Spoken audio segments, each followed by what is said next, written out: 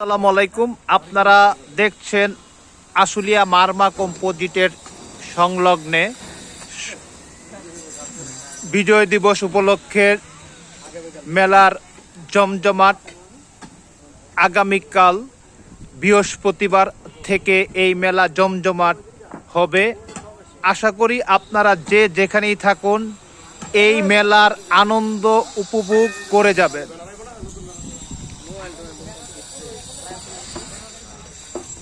এখানে অনেক ধরনের জিনিস পাওয়া যায়।